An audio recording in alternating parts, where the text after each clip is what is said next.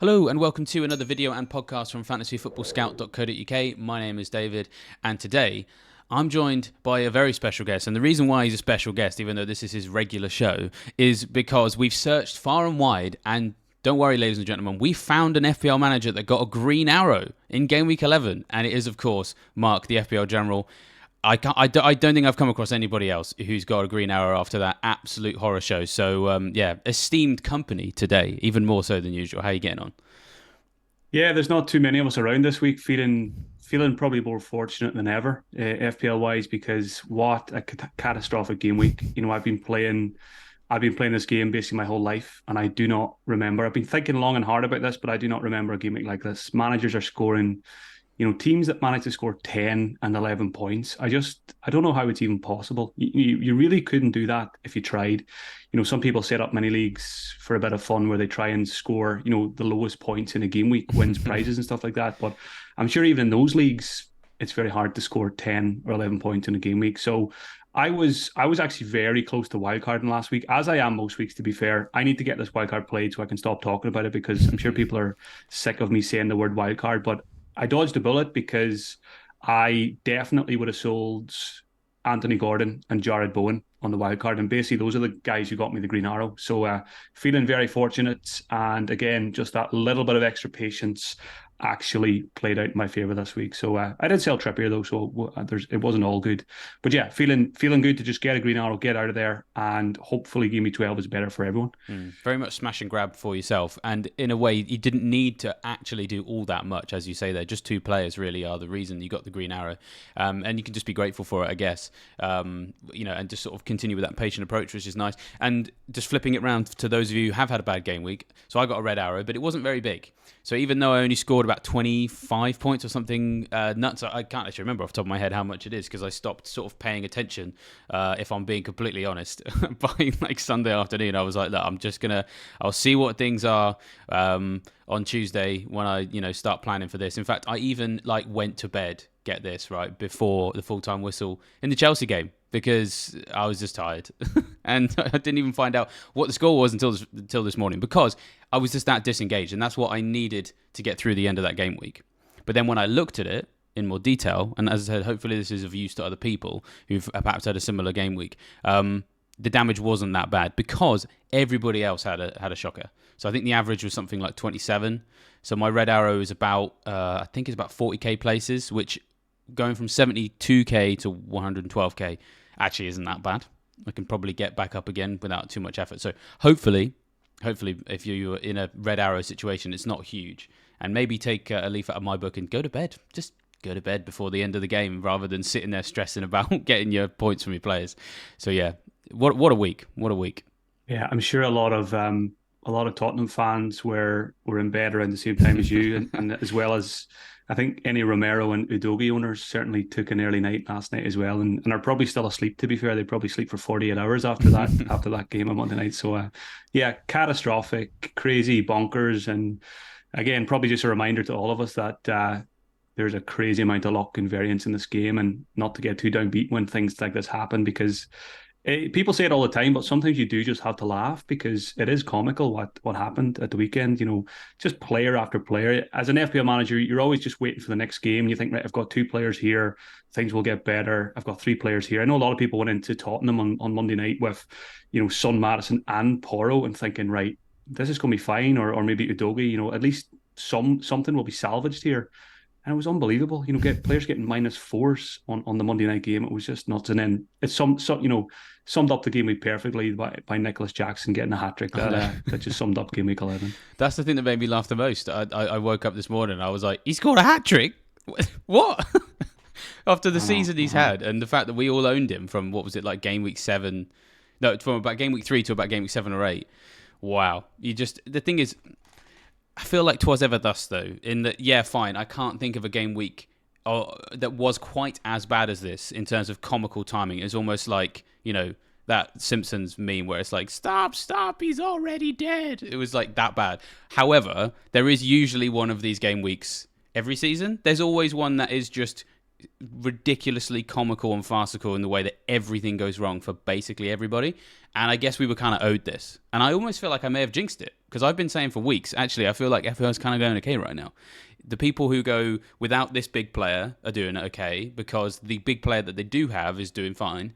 And, there's lots of different variation between teams. I think I jinxed it. I think I said everything's going fine and dandy, and that's why we got this game week. So, but as I said, we get one every year, so at least we've got it out of the way. And it's not even just the lack of points. It's all the flags as well. I've got Cash, Madison. Haaland's got a flag. He's probably fine, but others then have suspensions to Romero and Udogi. Van de Ven's injured, and there's a few others out there as well. So a lot of halftime substitutions as well, with even Flecken. So yeah, it's been absolutely crazy. Yeah, well, hopefully, as I said, it's out of the way and we can get back to more normal FPL action this weekend. And before we jump into some details of how myself and Mark are going to try and do that in game week 12, just a quick reminder, of course, that you can still get 20% off your Fantasy Football Scout membership if you are flagging in a part of the overall rankings which you're not particularly happy with, and you want a little bit more information and some fully interactive Opta-powered tools and tables to help you come back from a bad game week, then the membership area is going to be very, very helpful for that. Still got a few days until the game week 12 deadline, so get it sorted now. Spend a few days having a look at some pieces of information. Hopefully it will help you out for game week 12.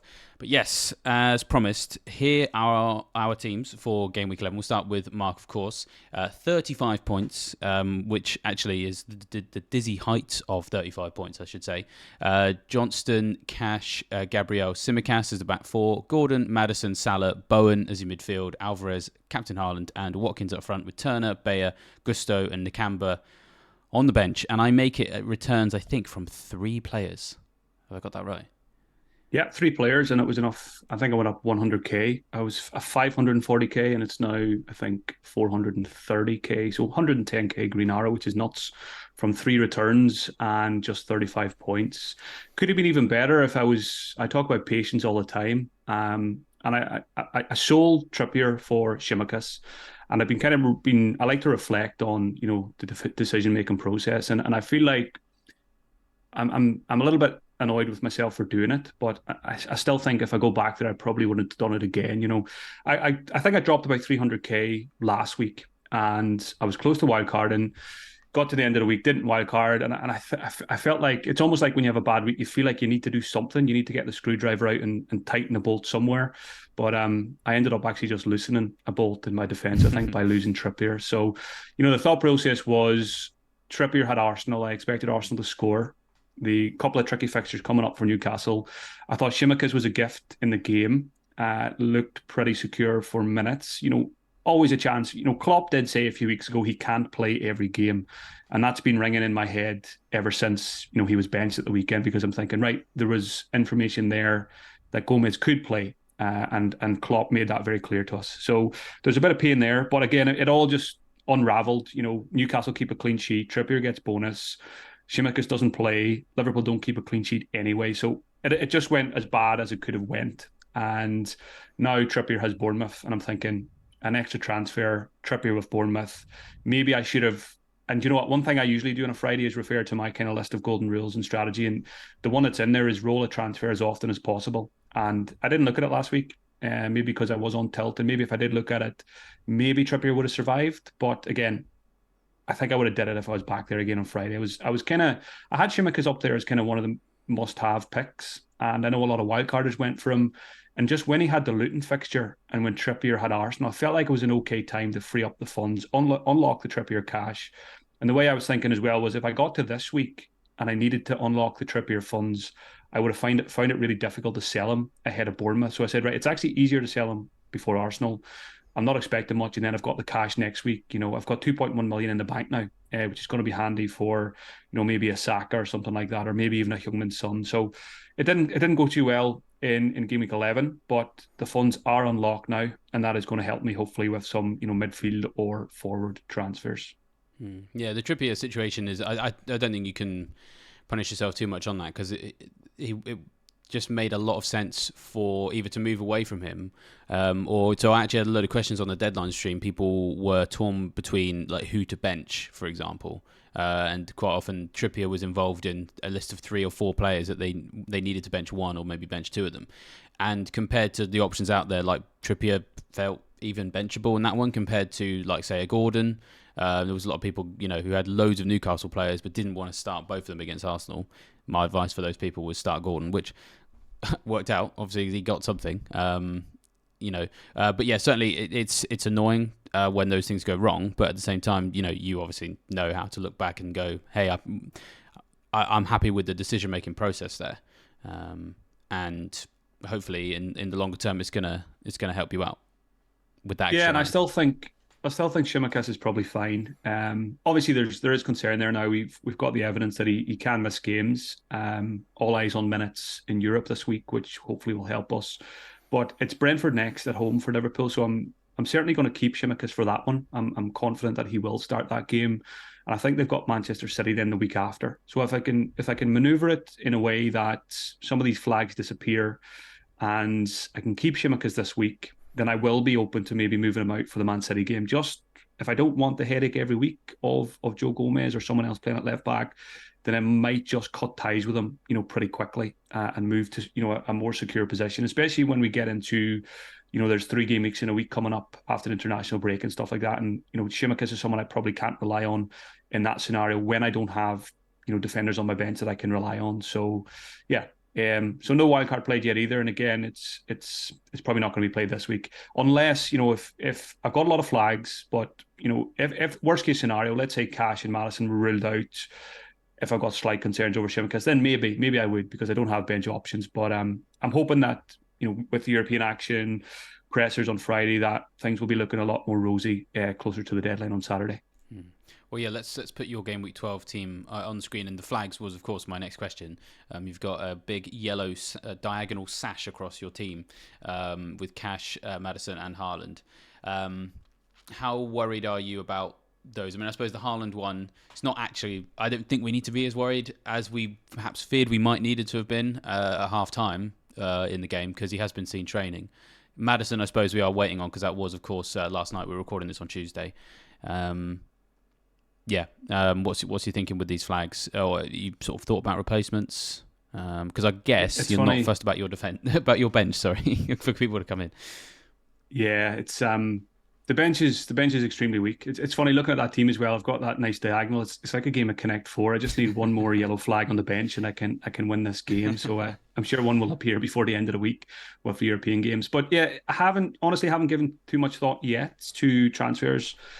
We it's certainly a week for information, updates on player niggles and stuff like that. And I think game week 12 for me was always kind of a Saka priority week. I swerved him in game week 10 when a lot of people got him for Sheffield United, and I thought then the next window to get him was game week 12 for the Burnley fixture. And I know Saka's numbers haven't been great in the last 3 games, but there was a couple of difficult opponents in there, and I'm confident as well that these next 4 games for Arsenal will see the likes of Saka back in the point. So I think if what would make my decision very easy this week would be if Madison was ruled out for game week 12, or even if he was a major doubt, it would just be Madison to Saka as a straight swap. And then if Cash was okay and Haaland's okay, then I think I can probably soldier through without having to take a hit. And then, we've got the 2 week break, then hopefully a few things will clear up and then just reassess game week 13. So yeah, not giving it too much thought. We'll see the minutes of the players in Champions League, Europa League, and all that kind of stuff. And see what the likes of Emery says on Matty Cash. It's good that Villa have a European game, so that will hopefully help us on the Matty Cash situation. And then Madison was a strange one. He kind of went down in the box. Nobody was really near him, and yeah, it was just odd. I was quite surprised to see him come off. So obviously there must be something when he did come off, but I'm hopeful that it's minor. And yeah, well, I say hopeful that it's minor. It actually it does make it easier if he's out. So we'll see what happens there. And even on Madison to Saka, because I've got 2.1 million in the bank, I can actually do Madison to Son, which is also very tempting. So I might be sitting on Friday night with a decision: do I buy Saka or do I buy Son? Which to me is not an easy decision. Hmm. And again, it might come down to captaincy because Saka I think's a decent captain this week. Yeah. Well, you've read my mind once again because that was where my next question was going to come from. Before we just go to that. Anyone who wants an update on Maddison, all we have at the moment from Postecoglou is Madder's got a knock on the ankle. We'll just have to see how he is. So that is really more of a wait and see. The Van de Ven one, less positive, and we'll talk about that in a minute because he's in my team.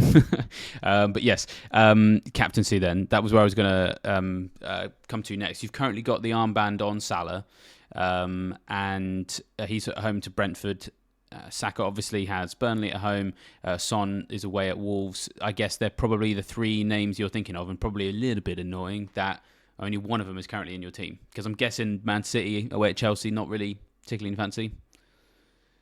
Yeah, and again, I suppose it's this little niggle for Haaland is on the back of my mind as well. But again, if he plays minutes in midweek, that'll bump him up in my captaincy thoughts again for the weekend. And I'm certainly not against captaining Haaland in any fixture, given what he's done so far this season. So certainly Salah, Haaland as well. And like you say, Saka and Son, I think, are right up there as candidates this week. And it is annoying that I don't have either player. And again, straight away, the devil on my shoulder, Mark, player wildcard, get Saka and Son, and then you're much happier with your team, clean up your bench, get rid of any issues. So there's a chance I do it, but not giving wildcard any thought until later in the week, until we have more information. So yeah, I think at the moment on current information, Salah captain is most likely. But if Saka was to come in for Maddison, there's a good chance I would go Saka because I prefer the Burnley fixture for Saka than I do the Brentford fixture for Salah. Brentford have been really impressive this season, both going forward and defensively. So I don't think that's an easy fixture for Salah and Liverpool. And Salah's coming off the back of a fairly disappointing performance as well.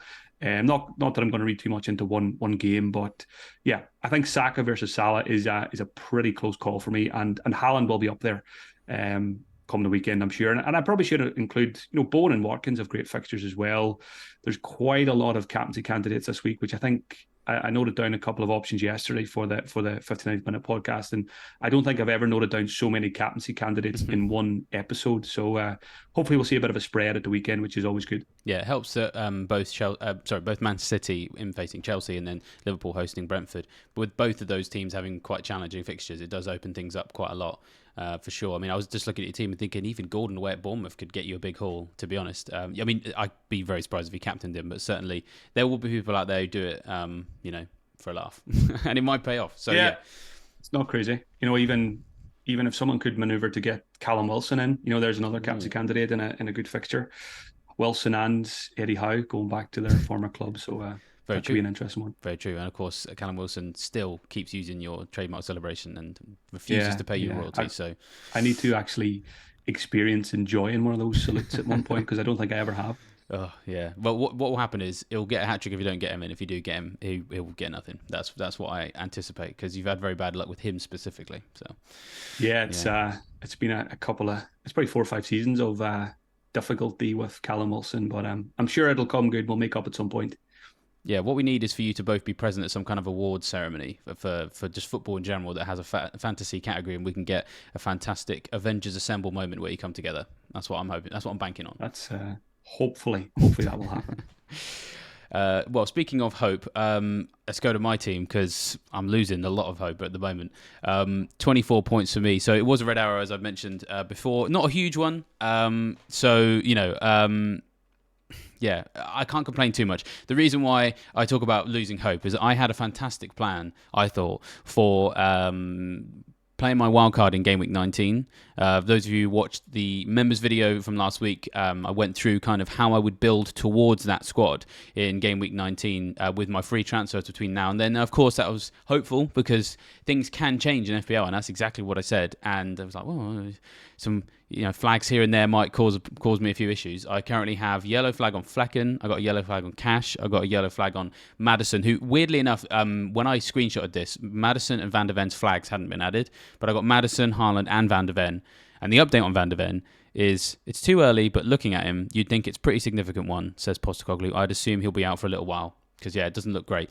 So that does cause me some problems, to be honest. In terms of how Game Week 11 actually went, Flecken obviously came off at half-time. Brentford had already conceded, and so he got me 0 points because they conceded twice. Would have been nice for some saves.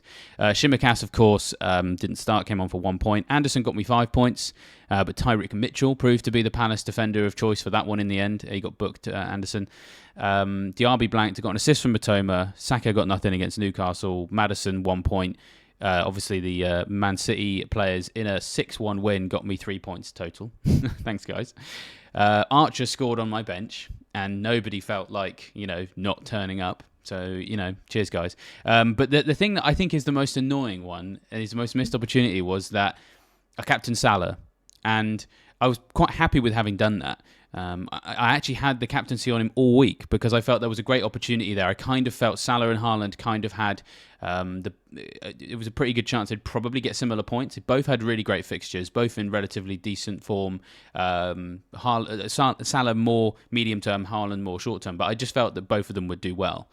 And bearing in mind that fewer people have Salah, I didn't have Nunez, and I did have Alvarez. It was kind of like I could sort of like. If I captained Haaland, I'd take 3 players into the Bournemouth game and 1 into the Luton one. If I captained Salah, I'd take 2 into each, and it kind of felt like a more even spread opportunity. And so on Saturday night, whilst it hadn't gone very well, I was like, Sunday's going to be a big one. A big Salah haul coming is going to propel me right up there. And then I listened to the game on the radio, and they barely mentioned Salah. And I still can't quite understand what happened. So it feels like a missed opportunity, if I'm honest. Because I feel like after Saturday night, I felt very smug, privately so. I wouldn't put that anywhere near anything public. And then on Sunday, I was like, okay, never mind then. It was a funny one because you had the Salah captain was sitting very smug, going to bed on Saturday night, and then disappointed on Sunday. And then you had the Son Madison double up, or maybe a triple up with Pedro Porro or Udogie. They were feeling very smug Sunday night going to bed, and then Monday night disaster as well. So it's a hope that kills you in this game, isn't it? Oh, it really is. It really is. And yeah, I now know never again to allow myself to feel smug about anything, because I thought that was just about as much of a banker as you could get, Salah against Luton. But I mean, fair play to the Luton players. They did play well in that game. But also fair play, of course, to Luis Diaz. Really amazing for him to get that equalising goal with everything he's got going on for him at the moment as well. So I mean, it just like epic aside. I mean, what a game. So I did sort of enjoy the football experience, but yeah, unfortunately the FPL one was a little bit, left a lot to be desired, really. And what that means for Game Week 12 is, a little bit of a mess. My original plan, I'll read through my team first as it currently stands, and then go through it. So I currently have Flecken in goal, but I don't actually want to start him. I'll get onto that in a second. Van de Ven, Anderson and Cash as the back three. At the time of setting the bus team. Then Maddison, Diaby, Matoma and Salah as the midfield with Saka captain, Haaland and Alvarez up front. Then Turner, Archer, Tsimikas and Estupiñán on the bench. Now, it's worth saying I have rolled a transfer, so I've got 2 frees for this one. My original plan, without all of these flags, had been to start working on the goalkeepers. Because I've been thinking that I think the next 2 wildcard opportunities are Game Week 16 and Game Week 19, if you want to play the fixtures and wildcard from a position of strength rather than wildcard to mitigate against disaster. That it's either 16 or 19, because 16 has a really quite violent fixture swing, a little bit like we had one in Game Week 9. When there's lots of teams who you have been invested in all of a sudden have really bad fixtures, and lots of the teams you weren't invested in all of a sudden have good fixtures. But I was trying to work out, can I build what would in effect be a Game Week 16 wildcard squad with free transfers between now and then? And it was actually quite doable. And where it started was by changing my goalkeepers this week and next week. And I was looking at this week doing Flecken to Areola, and then next week doing Turner to Sanchez, so that I've got the 2 goalies I would have on a Game Week 16 wildcard in already, which means I could then hold off the wildcard and use it in 19 after the blank. So I can maybe sell my Brentford and Man City players and then immediately bring them back. That's kind of the thinking. However, with all these flags everywhere, got a bit of a problem now, because Van de Ven, I think I'm going to have to stick him on my bench at least, maybe sell him. The handy thing is I do still have a Estupiñán, so all of my attention this week is going to be, is Estupiñán fit? Because if he is, then I can do Estupiñán, Anderson, and then hopefully Cash is okay at home to Fulham. That can be my back 3, and I can deal with selling Van de Ven later, because I don't think I'm going to lose much value on him, because he's not actually very widely owned. So yeah, that's kind of my sort of transfer plans this week. They were initially going to be quite boring. I don't know what you think of that absolute horror show of flags that you see before you right now, Mark. That is my team.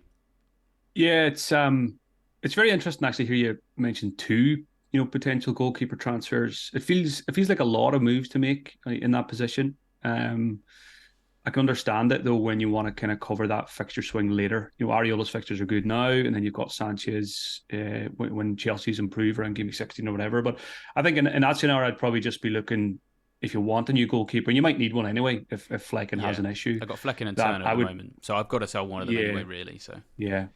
I think I'd probably just be looking to get a set and forget keeper probably for maybe for the foreseeable future, maybe until you do wild card, because chances are you're going to have other issues. It's going to be very difficult to have two luxury transfers to make two goalkeeper transfers over the next couple of game weeks, especially now with what just happened yeah. with Van de Ven and stuff like that. So, and how are you feeling about Ariol anyway? He's not really keeping clean sheets. I know the fixtures are good. Are you still willing to go there after another disappointing performance from him? I think so, just because of the price, and he will keep probably some clean sheets in a couple of games. And when he does, they'll probably come with extras. So I think he's going to be like a 2, 3, 10, 1, 4, 8 kind of goalkeeper, which at the current price is kind of like, I think that's pretty good value, and compared with Flecken and Turner, who've been offering me nothing. That was the thinking there. But you're absolutely right. I mean, the plans I had have largely been torn asunder by all of these injuries. So I will probably, I need to see what's going to happen with everybody else. I mean, like if Maddison's out and Cash is out, then all of a sudden I've got to start Tsimikas at home to Brentford, which I don't mind doing from a starting perspective. I personally think he's going to come back into the team. We're going to talk about him in a little bit. So I'll give more of my thoughts there.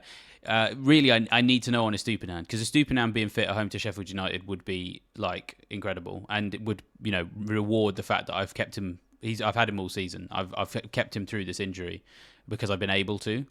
So that would be really helpful. So it's a very much it depends. And bearing in mind that there's so many of these flags and we don't know the extent of some of them, it's very hard to really work out exactly what my transfer plans would be.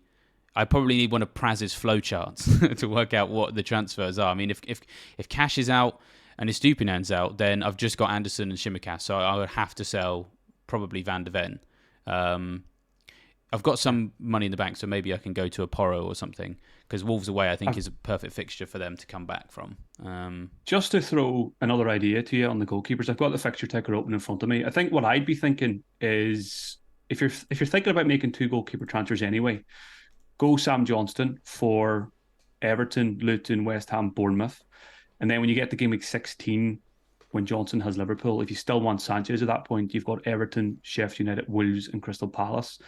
And if my maths is right, if you did that, you'd probably be better off financially. You're thinking about Areola because he's cheap. Yeah. But if you actually just keep Turner and don't use him, then you're probably better off, because you're not going to get two 4.5, 4.6 goalkeepers. So you'll actually have extra cash for the rest of the squad. So just an alternative route. It's very true. If you want to do that. I've had a bit of a blind spot to Sam Johnson this year because I've got Anderson.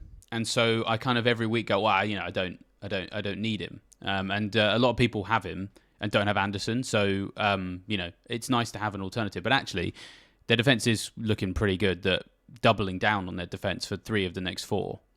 And in the West Ham game, I think he'd probably get some saves. That's not bad. There we are. Well, that's a good idea. The way I'm thinking about Crystal Palace as well at the moment is I've got Johnson, you've got Anderson, and we've probably doing well out of those, but we're probably going to lose our edge now, because a lot of people are going to go to Johnston or Mitchell or Gahey, and those who don't have a Crystal Palace defender, for example, Van de Ven, if Cash was out, I think a lot of people will go to Palace because they're top of the ticker for the next 3 or 4 game weeks. So if we want to continue to benefit from the Palace defence, if they're going to keep keeping clean sheets, we probably need 2 of them now rather than 1. So I'm very open to doubling down. I've got Johnson. He's been a good servant, and I do like the cheaper guys, Mitchell and Gahey. I'm probably not going to pay for Anderson now. You got on him at a good price, but I'd probably just save the pennies and go Gahey probably, or Mitchell. So yeah, Crystal Palace is interesting. They're a team I just kind of trust when they've got a decent fixture. They're a pretty defensively minded team. Hodgson's been around the block. He knows what he's doing, and yeah, certainly open to doubling down now. Yeah, I mean, reliable is absolutely the word. There was a lot of criticism when Hodgson came back, but I'm really pleased to see that it was basically the right decision for them. They've been ticking along really nicely, and it's a good point. I hadn't thought about what other people would do with the Palace defence, but you are absolutely spot on, because I was just having a look at the defenders' point scoring so far this season, and quite often when people are looking for a replacement defender, if there's a lot of people who, and I know that people do this because my dad is one of them, will just go to the FPL site, see who's got the most points amongst defenders, and just kind of sign who's there if they've been recently kind of popping up on highlights reels and things. And so the top 5 scoring FPL defenders so far this year, starting with Trippier, who is the most. Anderson is the second highest scoring defender. Mitchell is the fourth highest scoring defender. Gay is also in the top 10. They're good prices as well. And so, not that we ever make transfers with this in mind, but if I'm being honest, I think signing a Crystal Palace defender this week is probably going to be a good idea for your value, because they are going to get lots of signatures from people. And so then I think that's just going to push up their stock.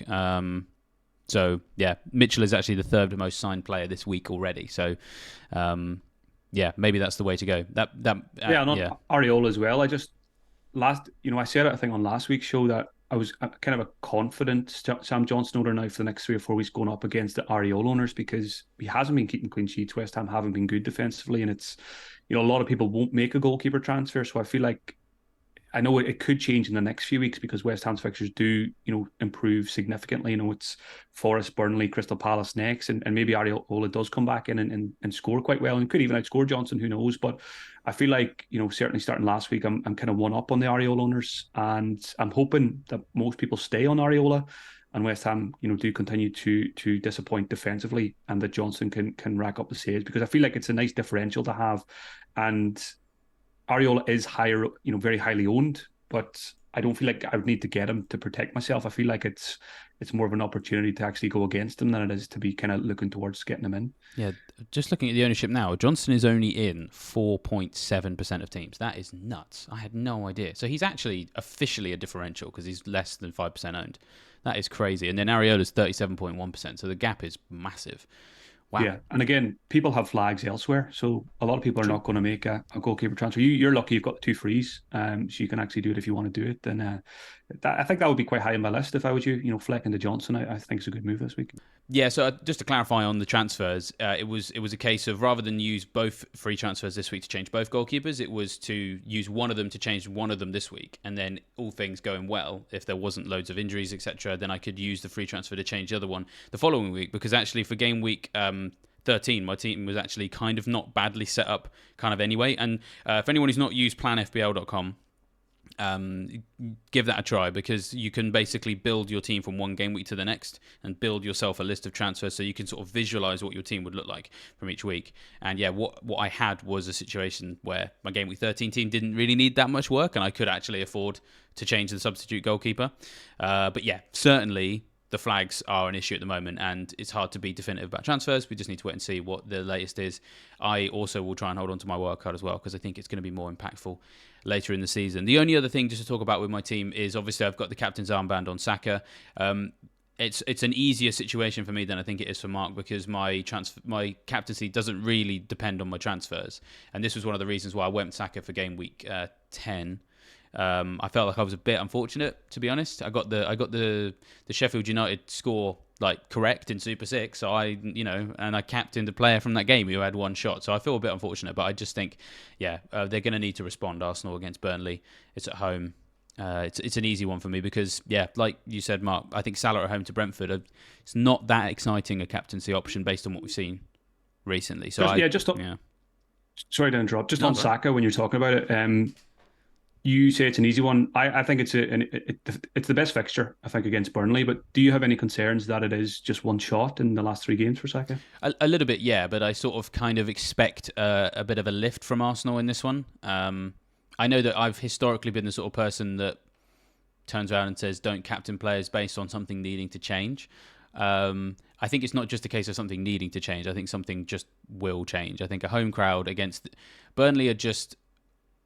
they're just not equipped for the Premier League right now. I think that they don't have the quality of players, and I also don't think they have the right tactical mindset. I think Vincent Kompany is a good manager who, to be honest, if he was managing Man City, he probably could have them top of the league, because I'm sure he would, playing with a higher caliber of players, his style of play suits them. But it doesn't really suit a set of players that many of them don't have Premier League experience. And it's just too risky. I can just see Arsenal really causing them huge problems. Now, if this was a Sean Dyche Burnley side 3 or 4 years ago coming to the Emirates Stadium, I would have bigger concerns, because they were a team that could stick everyone behind the ball, be very hard to break down away from home, and really take kind of strength from every single block, every single save, every single tackle, and use that to build out and build in confidence throughout the game. But this Burnley team doesn't do that. So I don't really know what their game plan is going to be away at the Emirates. They're not going to stick everyone behind the ball. And if they try and play Arsenal at their own game, they're just going to get annihilated. So I've just got to hope that what we saw against Sheffield United doesn't happen again. And to be perfectly honest, like any of the other captaincy candidates, I can't really get to probably because I probably will have to spend my transfers sorting something else out. I think it's important to not to lean too much on what's happened recently. It's more important to look ahead. And yes, it's only one shot from Saka, but it was Chelsea and Newcastle, I think, along with Sheffield United. So that's right. Yeah, it's when I look at the members area next week and I look at the shots and chances created among midfielders, I expect Saka. I would predict Saka to be on 3 or 4 shots and 2 or 3 chances created in the Burnley game. So yeah, I don't really have any pause on giving him the armband this week. If I bring him in, I think there's a very good chance I might do so. Yeah, thankfully that decision is easier than some of the other things I've got to sort out with my team, which is nice. Unlike last week, where I rolled the transfer because I was happy with the team, and it was the captaincy that caused the most distress. It's the other way around now in many ways. But speaking of transfers, let's head off to our first order, which of course is related to the timing of those transfers. And we've kind of danced around this issue a lot already. So let's zone in on order number 1.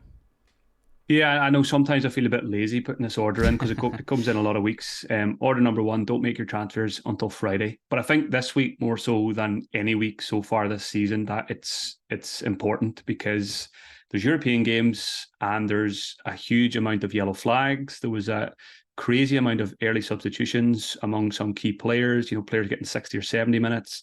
A lot of players only last until half time in game week 11. So information I think is very, very important this week. And we're probably at a point now, heading towards game week 12 where the price changes are not crazy during the week. It's not like it was, 5 or 6 weeks ago. Things have certainly slowed down a bit. And I think things probably will be slow this week because not too many people want to log into the website to see their actual team. So there probably won't be a huge amount of transfer activity midweek. So yeah, just keep it simple.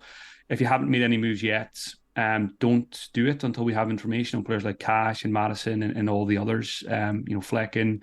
There's a lot of flags out there, and which is often the case when we get to Friday night. Sometimes a lot of them disappear after the comments in the pressers, or players turn up on the bench even in Europe to show that they're not significantly injured. So yeah, stay calm, stay patient, let the European games play out. And it's also a good week to wait until Friday because chances are if you've had a bad game week, you could be on tilt. You could be tempted to do something now early in the week, which you might not do come the end of the week. So just buy yourself a couple of days. I like what Tom said on who got the assist this week. Just if you've had a bad one, put it in the box and don't open the box again until Thursday or Friday. Oh, yeah. I mean, that's great advice for just anything in life, anything disappointing, anything that's frustrating, where you could, in theory, react with a sort of reactionary approach. I must counteract this negativity in my life immediately with some kind of, immediate negative reaction.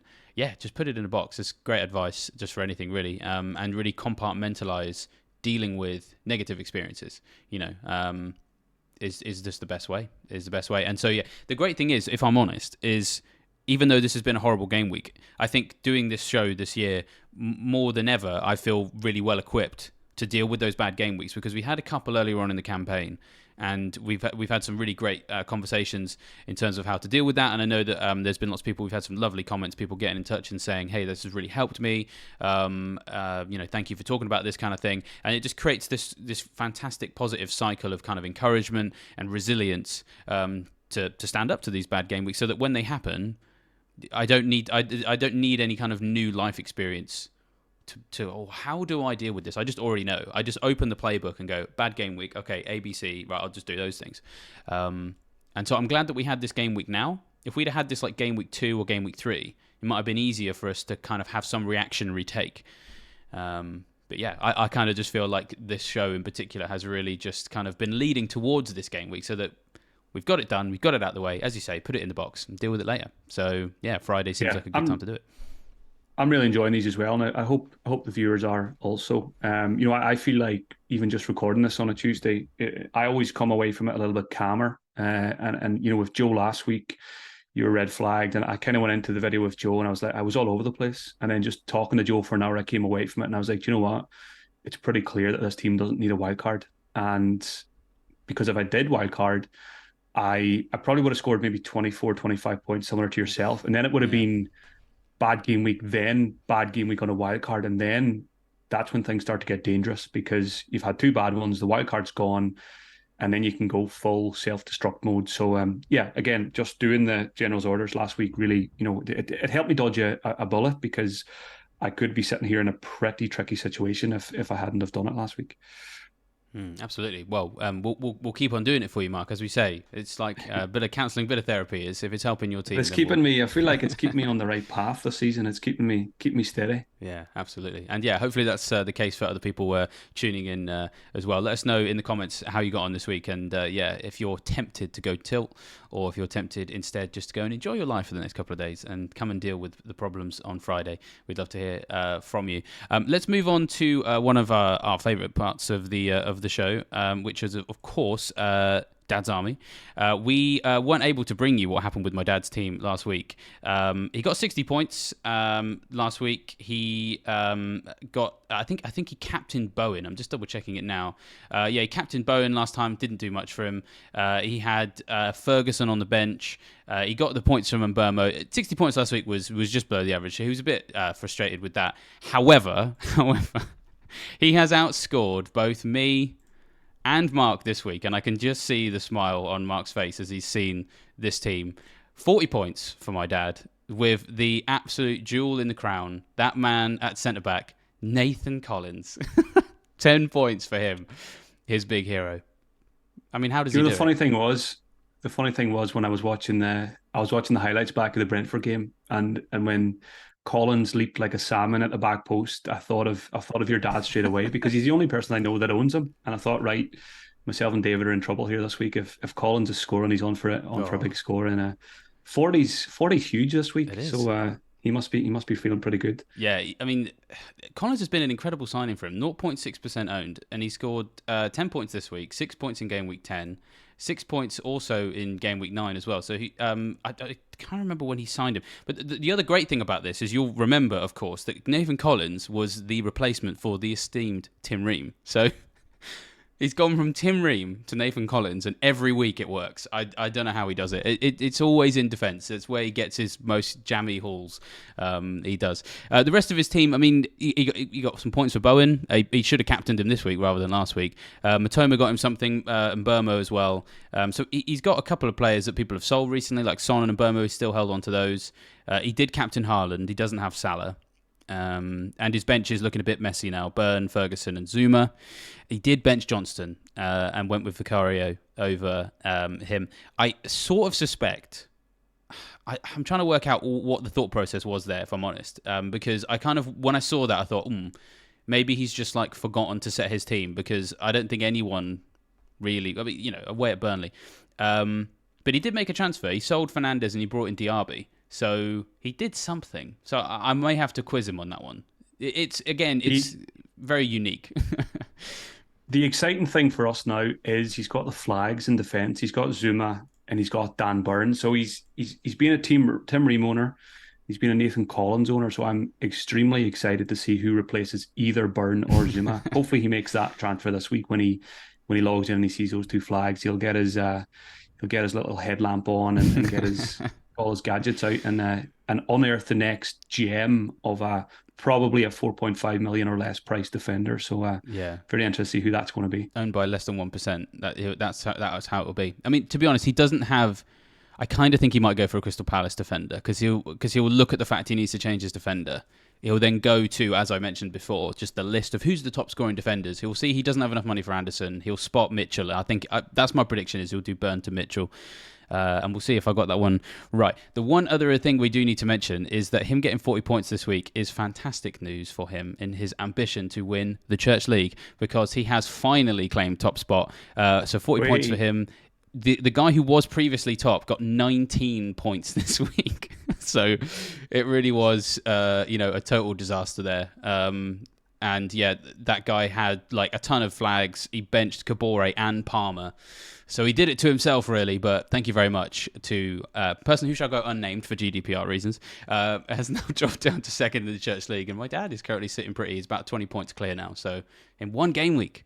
So that's the difference you can make in one game week, especially when you're in Nathan Collins. It's all going very nicely. So yeah, we'll be keeping a close eye on the league now to see if he can maintain that. Maybe that's him now. Maybe he'll just hold them off now for the rest of the season, and he'll romp home to victory. That's what I'm hoping. I think I feel like he's in a good place. He's in a good place to do it. I like his team, and he's got a set of fans out there who he doesn't even really know about. So he's kind of got a load of people wishing him green arrows, and perhaps maybe that's what's bringing him that good fortune. He's going to have. He's going to have supporters turning up at the church soon if he keeps this up. There's going to be extra parishioners at the weekends. Oh yeah, just coming to see the famed Mr. Monday Senior. They're going to love it. Turning up in Tim Ream and Nathan Collins masks, sitting in the front row. Oh, that's what an incredible idea! I may have to do something with that at some kind of Christmas or birthday event. So I'm gonna write that down. I'm gonna buy him a Tim Ream Fulham shirt and be like, "Why have you bought me this?" Sounds good. The only other thing about the Collins one, which he probably is a little bit annoyed about, is it was actually against West Ham. So I may have to be careful if I'm not going to get him a Nathan Collins shirt yet. We'll have to see him do a madness against more than just the Hammers. Otherwise, if I buy him a Nathan Collins shirt, it'll be like, this is so... What are you doing? Yeah, horrible. So yeah, that's the only sad thing for him this week will be that result. But, we don't mind. The Tim Ream and Nathan Collins fans, you keep cheering him on. And hopefully he will win the Church League. Let's move on to order number 2 now, which is about one Liverpool defender who seemed like an opportunity a couple of weeks ago, but very much kicked basically all of us in the teeth this week. So yeah, what have you got to say about this Greek international? Yeah, order number 2 is give Tsimikas one more week. So I, like many others, brought him in recently. I know a lot of Game Week 10 wildcarders went there. They got the back-to-back clean sheets. I was late to the party, but I felt like it was a party I needed to join. And I always think it's better to join a party late than never go at all. So obviously hurt selling Trippier, but if we just focus on Tsimikas, he got benched, he came on, Gomez played, no clean sheet for Liverpool. But Brentford next, again, probably not the best fixture given the form that the likes of Mbeumo are in. But with other issues elsewhere, with an international break coming up, I think if you have Tsimikas, you just keep him. You probably play him and hope for the best, unless you've got a better pick in your mind, that, better defender on your bench that has maybe higher points potential this week, or number 1 has better, security of minutes, then probably find a bench him, because if you're worried about it, if you're worried about another cameo appearance. But I think for the most part, we play him. And if that allows you to bank a transfer, to have 2 frees after an international break, I think that's always sensible. And he could still just be a good option. If he plays against Brentford, he could score well, chance of a clean sheet, and obviously takes a few corners and stuff like that as well. So at the time of recording, before Liverpool play midweek, I think I'm leaning towards keeping Tsimikas and focusing on other issues. Yeah, Tsimikas, just to clarify, he was on my bench, but that was more to do with the fixture than it was to do with the benching, because I set my bus team always on around Saturday lunchtime. As soon as the game's open, I'll go in and I'll sort that. And in a world where Van de Ven was fit, Cash was also not injured yet, and Anderson, I just had 3 defenders that had better fixtures than him. So yeah, certainly I agree completely. I'm going to be giving him one more week at least. I think he's very much. I think he's going to come back in, and I think that the performance against Luton is maybe a reason why. I felt that they were kind of missing what he brings to the team. Joe Gomez is not your traditional left back by any stretch. A better defender probably, because he is a centre back by trade.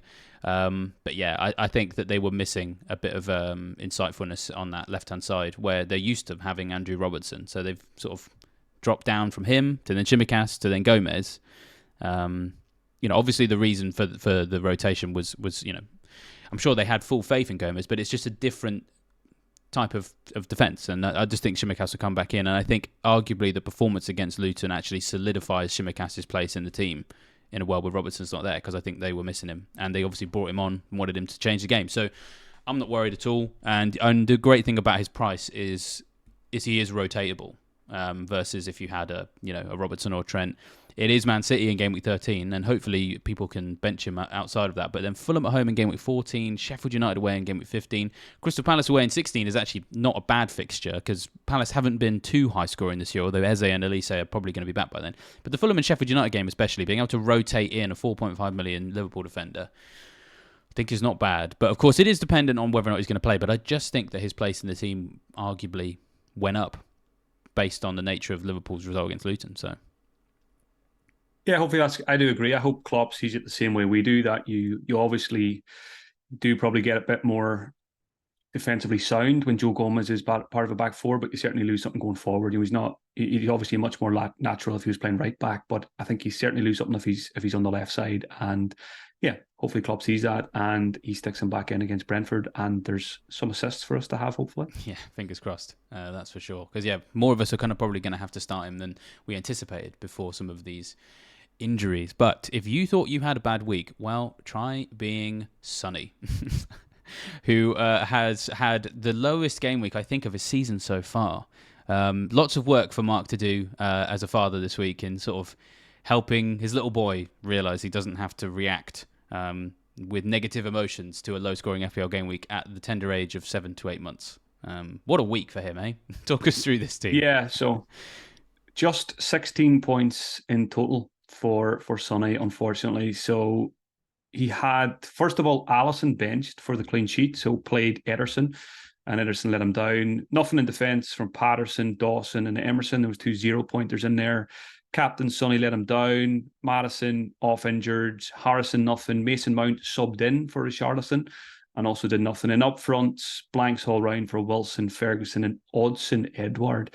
And the most frustrating thing for Sonny here is Odsonne Edouard came in last week for Nicholas Jackson because Jackson had been recently rotated, not a secure starter. Odsonne Edouard was a secure starter, so it felt like a good move to remove Jackson and get Edouard.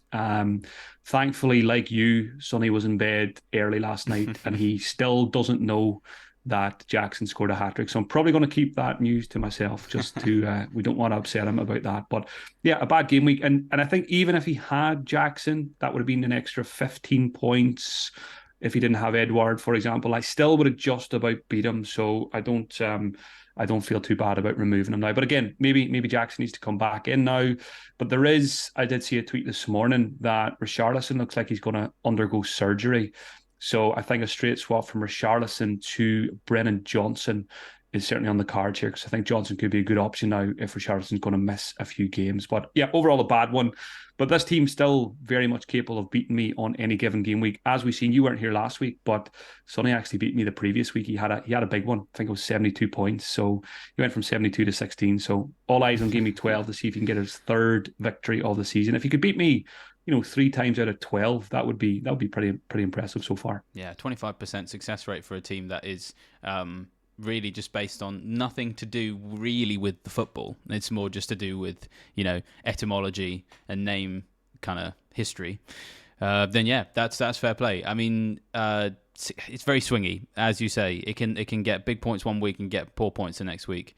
The Jackson one, that does sting. Hopefully he can come back in at some point, because he may well be. There's always kind of like a banter player every season. Darwin Nunez was kind of that guy last year. We even saw Eden Hazard way back in the day be a bit of a troll. Nicholas Jackson could be the new one, and if he's in and out of the Sunny Soldiers, then it's just going to make for maximum editorial and entertainment value. So bring it on, is what I say. Yeah, I think I'm just looking at it here. There's 2 million in the bank, so it could be the Odsonne Edouard move could be reversed, but I think the more pressing matter is midfield. Edouard's fine because he's got good fixtures. Wilson and Ferguson are fine as well. They're good picks at the moment. Ferguson's got 2 good fixtures. So yeah, I think Richarlison to Brennan Johnson is the way to go here. As soon as I seen that Richarlison news today, I updated my watch list on Monday after the Tottenham game, but I went in again on Tuesday and just added Johnson because I do think he could emerge now as a very interesting cheap FPL pick. Absolutely, yeah. Did very well at Forest. He's doing quite well as a sub for Spurs. So, yeah. But speaking of those of you playing FPL more normally, let's get back to our final order this week, which involves, I believe, one North London club that didn't get thrashed at home on Monday night. Yeah, order number 3 is target Arsenal with your transfers this week. So when it does come to Friday night or Saturday morning and you're looking to bring in players, Arsenal should be right at the top of your list because it's Burnley, Brentford, Wolves, and Luton in the next 4 games. So if you're like me and you don't have too many assets, I've only got Gabriel, then the likes of Saka, Martinelli, maybe even Odegaard, depending on a fitness update later in the week. And Nketiah is very interesting as well at home to Burnley. I've got Gabriel. He's still a good pick, in my opinion. A lot of people will be too afraid to go there, and maybe rightly so, given the roller coaster of his season. So if you've got a little bit of extra cash, you could go Saliba just for an extra bit of security there. I'm actually I've talked about doubling down on the Crystal Palace defence. I'm also open to doubling down on the Arsenal defence, adding Saliba alongside Gabriel if Matty Cash was to miss out. So that's something that is on my mind as well. So yeah, Saka is right up there as a priority. Martinelli's a nice differential, and as is Nketiah, as Prass found out last week. So I don't think Prass will be the only owner of Nketiah this week. Something tells me. Yeah, very true. Yeah, I was just actually looking at Arsenal's fixtures just there, and you were talking about Gabriel. Gabriel could also be a good. We talked about Palace maybe being somewhere to go for people looking for a replacement for Cash, or Van de Ven, for those of you out there. Me and Van de Ven's mum, the only two people who own him. If you're looking for replacements in that price bracket, which many of us may well be, Arsenal's not a bad shout because, 3 of the next 4 are very startable and very good for clean sheet potential. Burnley at home. Brentford away, 13's not amazing. So having a Gabriel who's priced at rotatable price, I would say, for 13 is not awful. But then it's Wolves at home in Gameweek 14, and they could still be without Neto by then. Luton away in Gameweek 15. So some good fixtures for Arsenal. And I think Crystal Palace were 3 great fixtures from the next 4. Arsenal are as well. And so being actually in both of those camps could be really beneficial, going up against some defences that could be short of starting defenders. So, I'm just thinking about your team again. David, you don't have Arsenal defensive cover at the moment, do you? That's right. That's correct, yeah. What does David Raya tempt you at all in your goalkeeper scenario? Not completely. I've actually had lots of conversations about Raya this season with my best mate who's an Arsenal fan, who felt very bad for Ramsdale when he came in because he's a big Ramsdale fan. Me and him looked at some of the numbers. We both got Fantasy Football Scout membership, little plug there, of course. And we looked at Raya and how he got on at Brentford and how he, in theory, should be able to improve every part of the Arsenal defence because his save percentage last season was better, his distribution was better than Ramsdale's last season. So in theory, should have been an upgrade. However, my best mate is not the only Arsenal fan who is a little bit sort of like, they've got some question marks about him now, which I guess comes as no surprise because actually Raya's beginning of his Brentford career was a bit chaotic. If you're a Fulham fan, you will absolutely remember how you got promoted. It was very much down to David Raya being caught short and Joe Bryan scoring that goal. So he has in his locker the ability for some kind of high-profile mistakes. And we've seen a couple of those recently. My understanding from those who are watching Arsenal on a regular basis is that there are times when he's getting a little bit lucky and he should be getting punished by attackers a little bit more. So I know that's not so much an FPL discussion, but I guess it bleeds into FPL because part of me just thinks there's a little bit of discontent amongst the Arsenal fans about Raya, and some calling for Ramsdale to come back. And has Arteta noticed that? Does he pay attention? I mean, I'm sure his decision would never be influenced by fan opinion, but obviously fan opinion is based on what fans are seeing, and Arteta, of course, will be seeing the same. So I'm still a bit nervous about the Arsenal goalkeeper position. I think I would feel a bit more comfortable going into the defence area. And so actually I've got 2 free transfers this week, and if it ends up that I have to use them both to fix my defence, I do actually think that Flecken to Johnston still stands because Johnston, I think, is pretty much nailed on now because I think Henderson's still injured. And then maybe Van de Ven to a Gabriel.